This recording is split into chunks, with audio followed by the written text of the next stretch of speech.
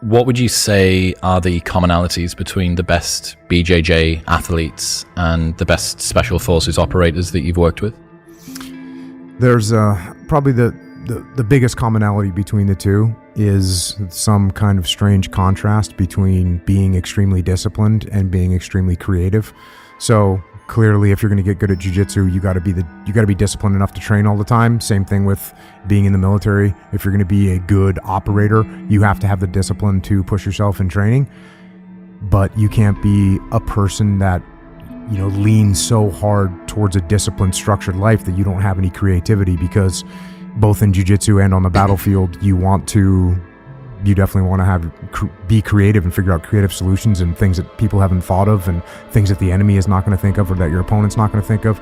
So you got to find that person who has a good balance between discipline and kind of a wild freedom, creativity that they can make adjustments. If you have a mindset that's so highly disciplined and so highly structured, like I just said, then you're not going to think creatively when there's a problem that needs to be solved.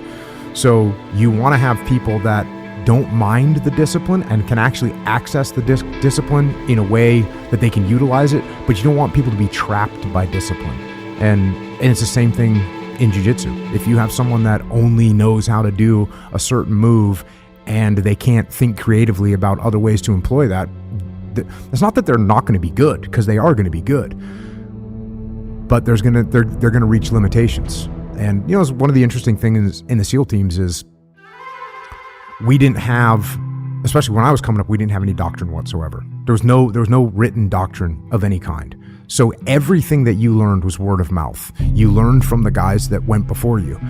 And that meant if the guys that went before you didn't really know what they were doing, you're probably learning a bad way. And if you didn't think objectively about it, then you might follow someone down a path that doesn't make any sense.